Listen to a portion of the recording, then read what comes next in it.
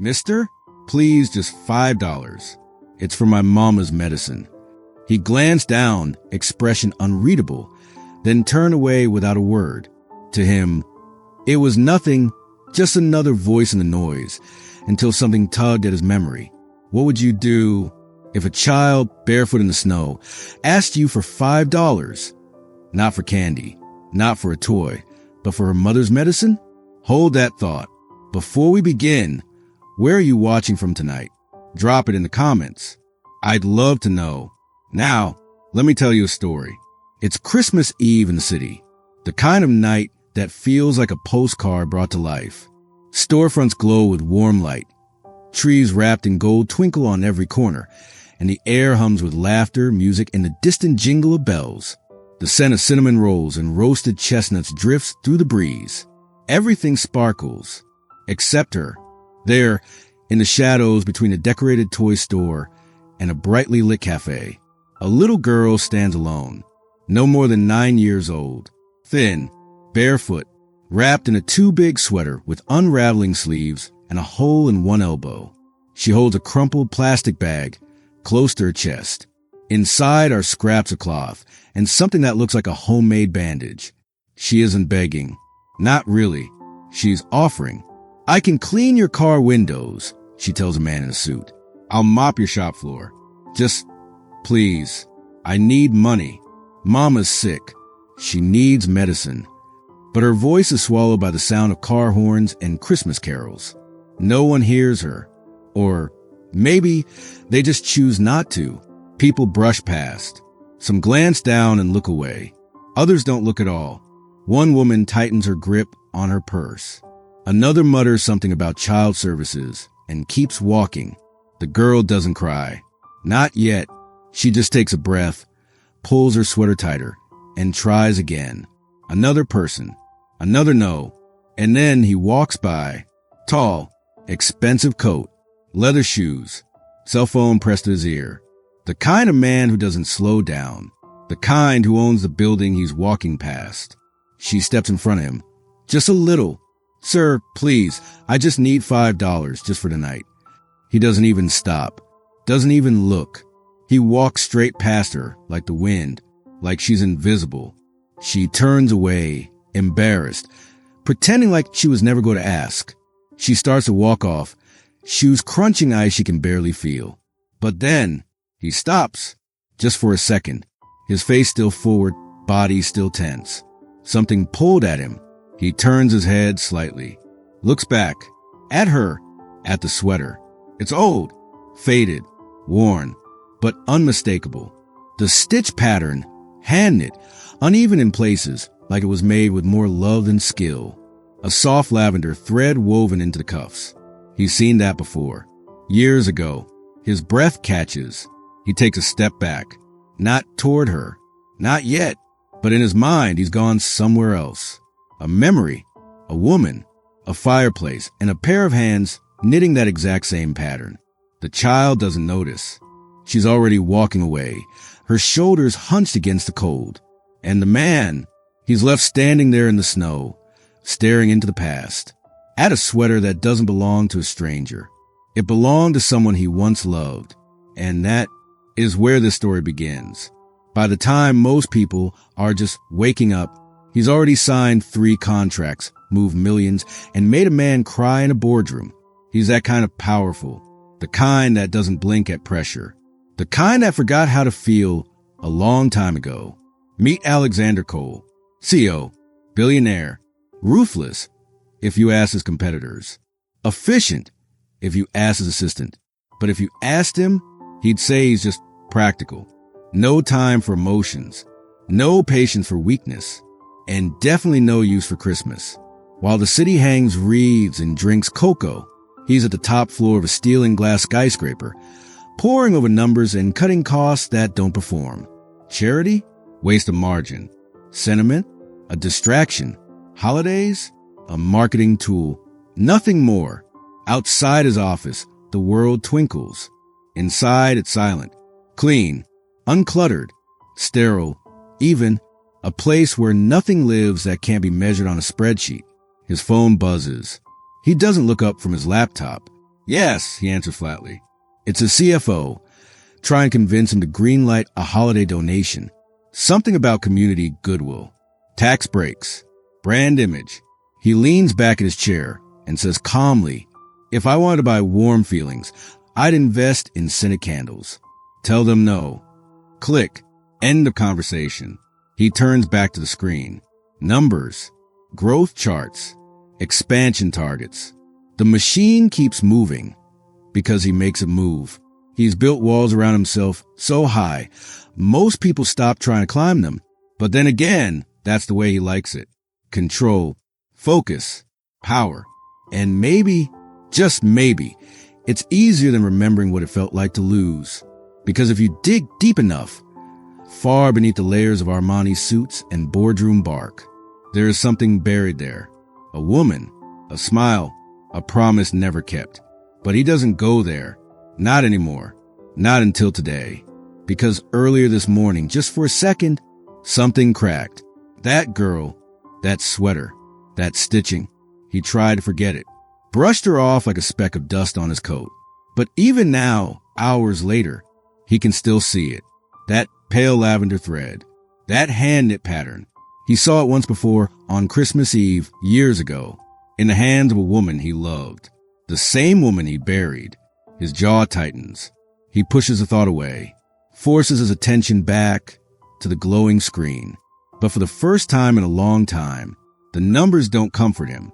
They feel hollow, meaningless. Because suddenly, he's not wondering about profit margins. He's wondering, who is that girl? And how is she wearing Emma's sweater? He should be working. There's a pile of contracts waiting. A conference call in 15. A merger riding on his signature. But Alexander Cole can't focus. Not on numbers. Not on deals. Not even on the steady voice of his assistant paging him from the hallway. Because his mind keeps drifting. Back to the sidewalk. Back to that little girl. And that sweater. That one detail he wishes he hadn't noticed. It wasn't just the color. Or the way it didn't quite fit her. It was the stitching, crooked, uneven, beautiful in the way only something handmade could be. A single line of lavender thread ran to the edge of the sleeve, looping into a tiny heart shape near the cuff.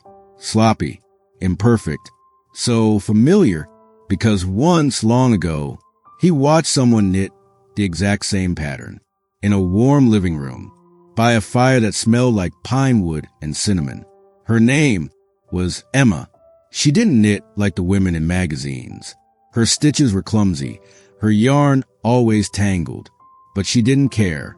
She said mistakes made things human, that the kids at the shelter wouldn't mind crooked hearts on their sleeves.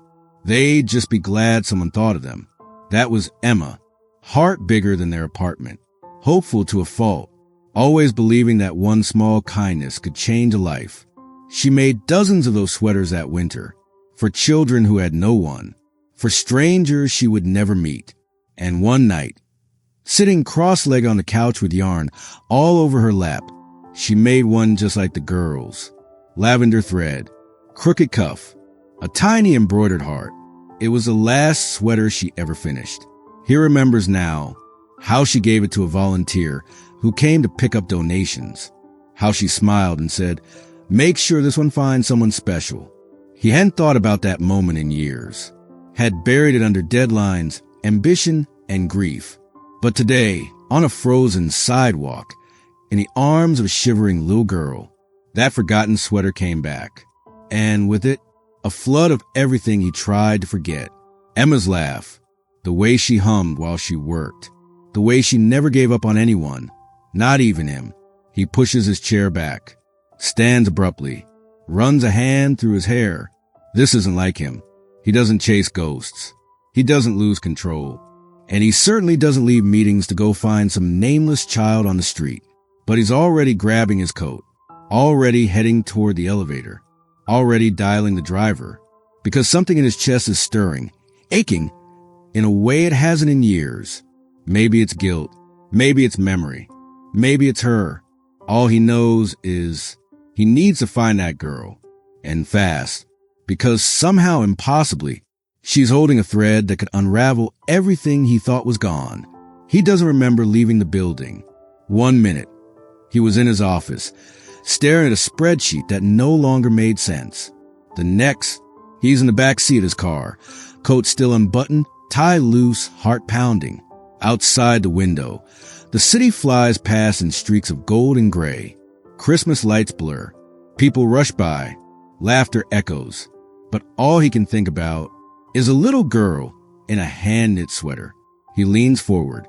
"Take me back to where we were this morning," he says to the driver. "The bakery, corner of 8th and Main." The driver glances in the mirror, confused, but nods. "Yes, sir." Minutes later, they pull up to the same street where it all began. Only now, she's gone. No sign of her. No plastic bag. No tiny frame huddled against the wall. Just a steady fall of snow and the smell of roasted almonds from a food cart. He steps out into the cold. The wind bites at his face.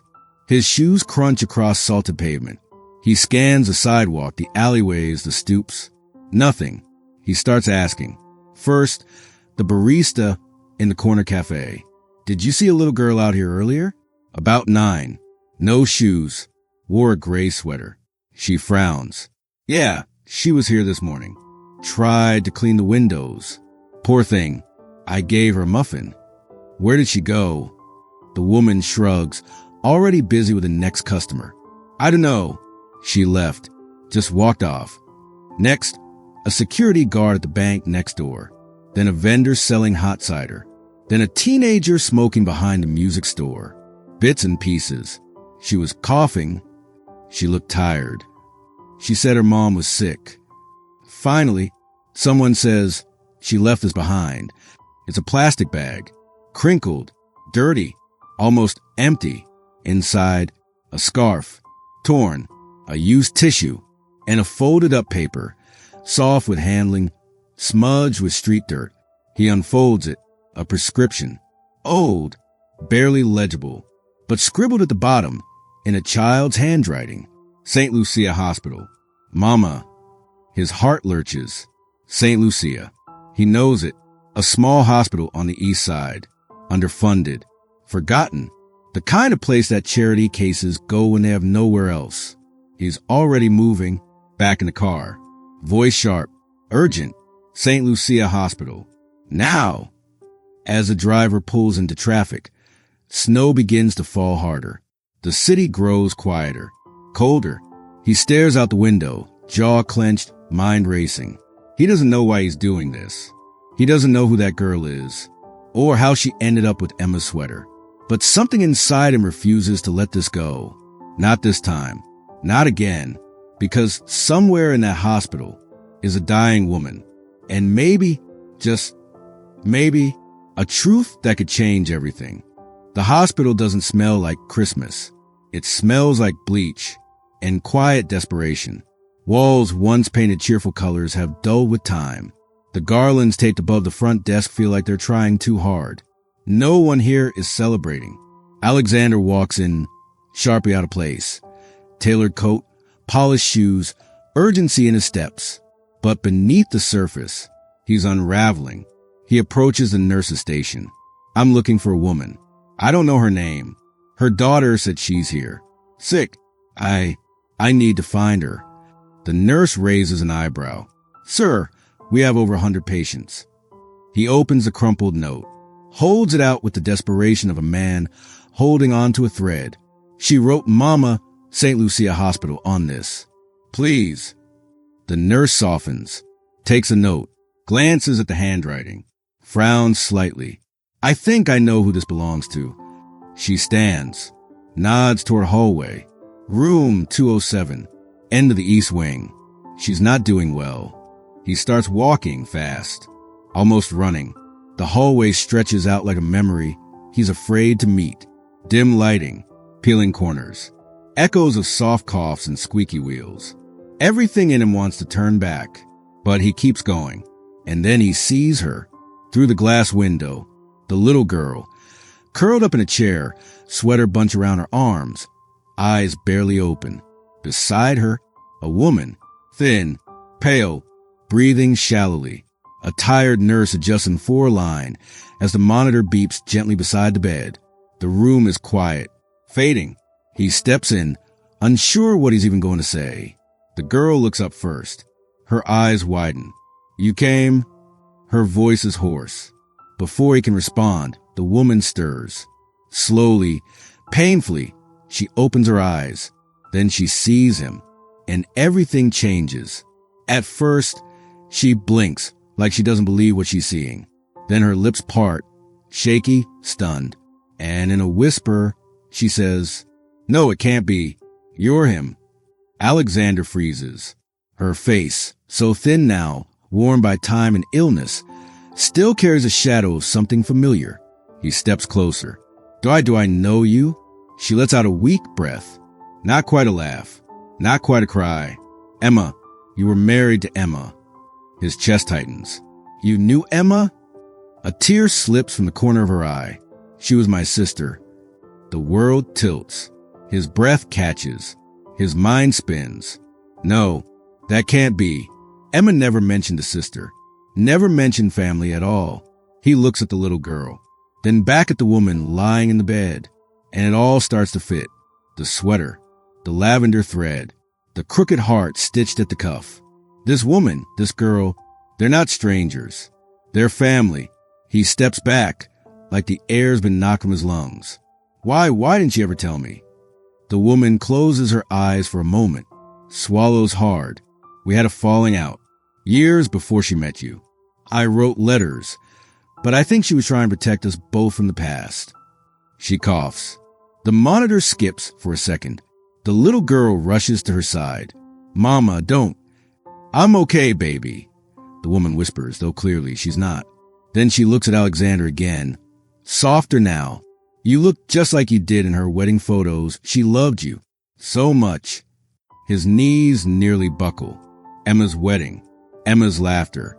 The vows he broke when he buried himself in work after she died. All of it crashes back. And now, here he is, in a cold hospital room, face to face with the sister Emma never got to reconcile with, the niece he never knew existed. And the only thing that matters, the only thing, is that they're here now, and they need him. He stood in some of the world's grandest rooms. Wall Street boardrooms, gala halls, penthouse suites so high you forget the people below. But nothing ever felt this heavy, this quiet, this real. Room 207 isn't grand. It smells like alcohol wipes and sadness. The floor creaks. The paint peels. There's a faint beep from the heart monitor and the slow, rattling breath of a woman who doesn't have much time left. Alexander doesn't speak. Not right away. He just watches the girl. She's kneeling beside her mother, holding her hand, whispering something he can't hear. And in her other hand, clutched tight, are 4 crumpled dollar bills and some coins. All she has. All she's managed to collect. Scrubbing steps and offering to clean windows in the cold. Just over $5. Not even enough for a proper dose of medicine. And suddenly, his mind flashes back to the private vault beneath his office, where rows of cold metal drawers hold watches he never wears. Stocks, bonds, gold, millions tucked away for just in case. Just in case of what? Because here is a real emergency. A life hanging by threads. A child who would have traded everything for a warm blanket and an extra hour with her mother. His throat tightens. This is what Emma saw. This is what she spent her life trying to mend. One crooked stitch at a time. She always said there were kinds of wealth he couldn't measure. Kindness, time, love. He didn't listen then. He was too busy building towers. Too busy chasing numbers. Too busy climbing so high that he didn't even notice when the ground beneath him vanished. But now, he's in a hospital room with peeling paint, and he's never felt poorer. The girl tugs on his sleeve. "Do you know if $5 is enough?" She holds out the bills with both hands, looking up at him. Hopeful, brave, breaking. His chest aches. He kneels beside her, takes the bills gently, shakes his head. "No, sweetheart, but you don't need to worry about that anymore." Her eyes widen, unsure whether to believe him. He looks at the mother again. She's asleep now, or maybe just too tired to speak. And for the first time in years, Alexander Cole feels helpless. Not the kind of helpless that comes from losing a deal, but the kind that comes when you finally see how broken the world is and realize you had the power to change it all along. He stands slowly, pulls out his phone, dials, "Give me the head of St. Lucia Hospital. I want her moved to a private room. No delays, and have a pediatrician check on the girl." Pause. "Yes, I'll cover everything." Another pause, then quieter, personally. He hangs up. No assistance, no board, no budget approval. Just a man, finally doing something that matters. He turns back to the little girl. "Do you have a name?" She nods slowly. "Lena." He smiles softly, painfully. "That's a beautiful name." She looks confused. "What's yours?" He hesitates. And maybe it's the first time in a decade he answers without a title or a company or a net worth. "Alex." Just Alex. And in that moment, with $5 wrinkled in his hand, and a child finally starting to trust him, he realizes all the vaults, all the deals, all the power, none of it ever made him feel full. But this tiny hand in his feels like the start of something real. He stays. Long after the call is made. Long after the nurse nods in quiet thanks. Long after the girl, Lena, curls back into the chair beside her mother's bed, exhausted but comforted just a little. Alexander Cole stays. He sits in the far corner of the room, phone on silent, coat draped over the back of the chair. And for the first time in years, he isn't checking emails. He isn't reviewing contracts. He isn't anywhere but here, present, watching, waiting, feeling. Across the room, Lena peeks at him, quietly curious. She studies his face like she's trying to place it, not from magazines or news headlines, but from something deeper. Finally, she speaks. "You knew Mama's sister?" He nods, gently. "I was married to her." Lena frowns a little. "Emma?" He smiles, sad and full of memories. "Yes, Emma." There's a long pause. Lena watches her mother breathe. "Mama used to talk about her. When she thought I was asleep, said they laughed a lot, that she missed her." He swallows. "I missed her too." The silence that follows isn't awkward. It's healing. Two people tethered to someone they lost, finding the smallest bridge in shared grief. Later that evening, a nurse brings in a tray of soup and toast. Nothing fancy, but warm. Lena hesitates. "I should save it for Mama. She'll have her own tray." The nurse says kindly. Alexander stands, walks over. He lifts the spoon. "May I?" She nods. He feeds her, slowly, carefully. Between bites, she starts to talk, like a child finally allowed to stop pretending she's strong. About the cold, about the days she spent outside, waiting, about the time she thought someone was going to steal the sweater, but held onto it like a shield.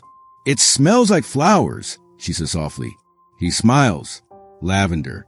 Emma always used lavender soap." Lena grins. "I like it. Makes me think of her. A beat, even though I never met her." He looks down. Something in his throat tightens. "She would have loved you." Night falls slowly. The hospital quiets. Machines hum low. The city outside turns to frost.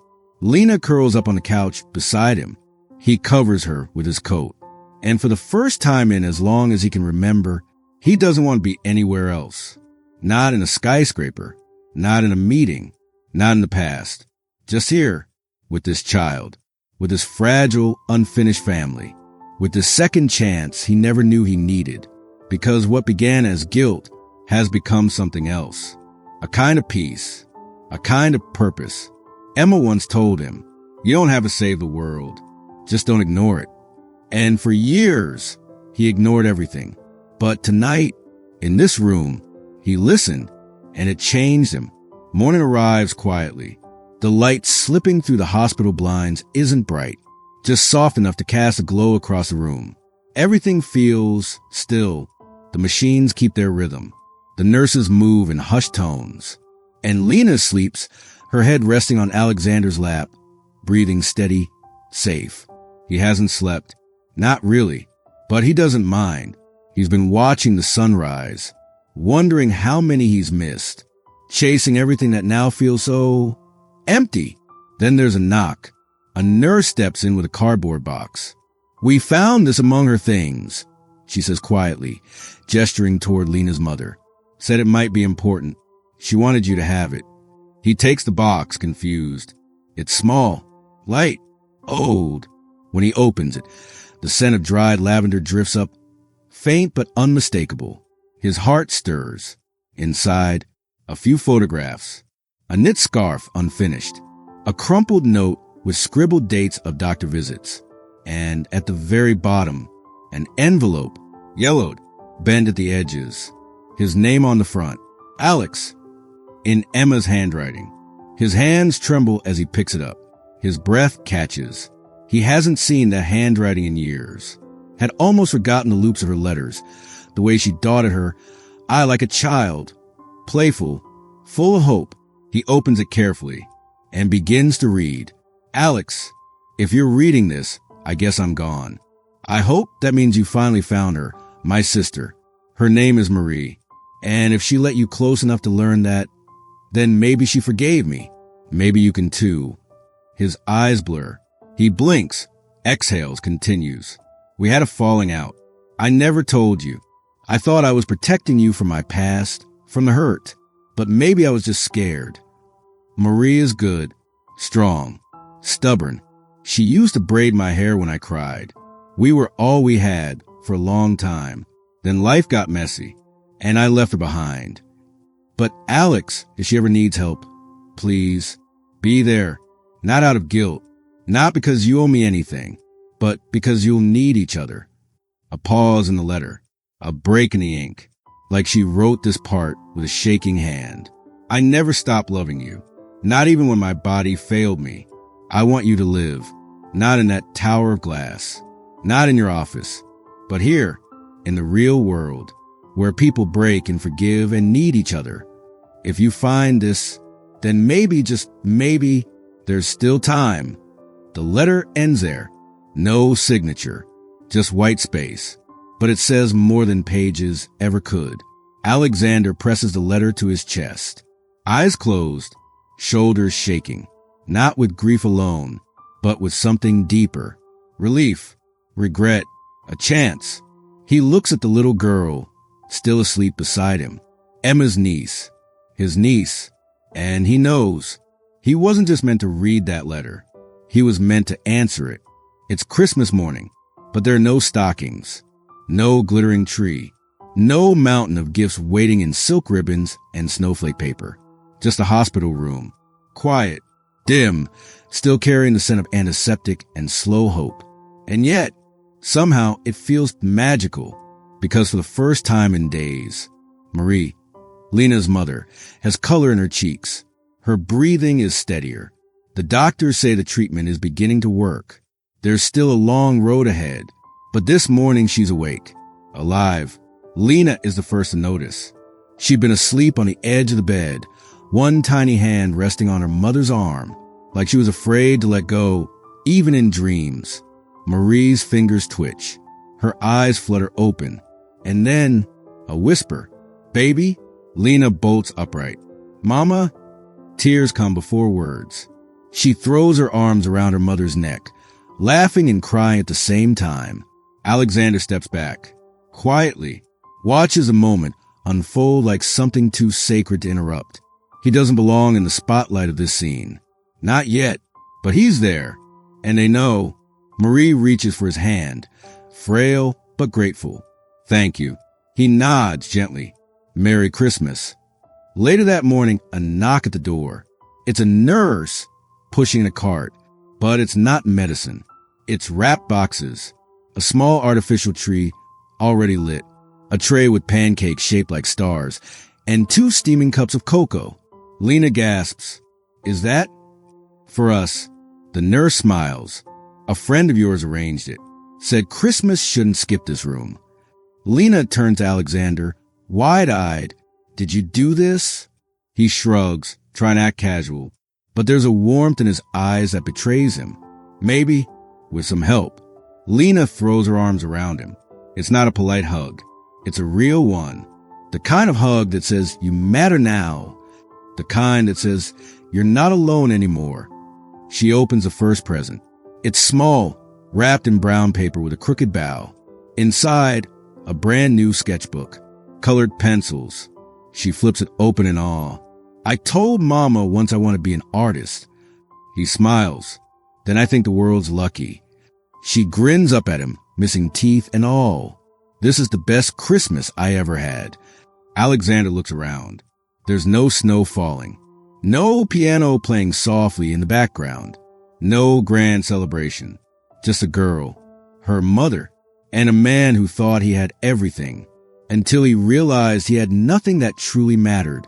And now, in a small hospital room, with the sound of quiet laughter and cocoa being sipped through trembling hands, he finally feels rich.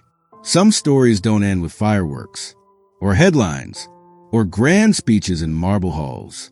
Some stories end quietly, with soft footsteps, and new beginnings whisper like prayers. It's been 3 weeks since Christmas morning. The snow has melted. The hospital room is now just a memory, and the world somehow feels different. Not louder, not busier, just softer. In a quiet suburb outside the city, a small house sits at the edge of a park. It's nothing like the penthouse Alexander once called home. No gold elevator, no boardroom below, no skyline view, just a porch swing, a crooked mailbox, and inside a secondhand couch, a vase of fresh flowers, and laughter echoing down the hallway. Lena runs barefoot through the living room, a crayon in one hand, her sketchbook in the other. Uncle Alex, look what I made. He looks up from the kitchen, where he's burning pancakes. Again, she holds up a drawing, a house, a tree, 3 stick figures holding hands. It's us, she says proudly. Me, you, and Mama. He smiles, not the tight, practiced smile from business meetings. A real one, the kind that starts from somewhere deep inside and works its way to the surface like spring thaw. Maria's home now, recovering. She still walks slow, still needs rest, but there's color in her cheeks, laughter in her voice, and forgiveness in her eyes. She and Alex don't talk about the past much. Not yet. Some wounds still need time to close. But there's coffee shared in the mornings, stories told late at night, and quiet smiles pass across the dinner table when Lena says something funny, without meaning to. It's not perfect. It's not the life he once imagined, but it's real. And for the first time, Alexander Cole has stopped running. From grief, from guilt, from the ghost of a life he buried under ambition. Now he walks slowly, deliberately, hand in hand with a little girl who taught him what it means to give, not with his money, but with his heart. And one day, on a gray afternoon, as Lena draws chalk hearts on the sidewalk, he drives into the city, not to his old office, not to close a deal, but to sign something else. Papers, legal ones, custody, a signature that doesn't just say CO, but father figure, family. And in that moment, pen still in hand, he remembers something Emma once said. You don't have to fix the whole world. Just one corner of it. Just one person who believed the forgotten. He looks at Lena, and he knows he found his corner. And sometimes all it takes is $5, a thread of memory, and the courage of a little girl to remind us what truly matters. If this story touched your heart, don't forget to subscribe to Heartfelt Tales TV, where every story is a second chance waiting to be heard. We'll see you in the next one.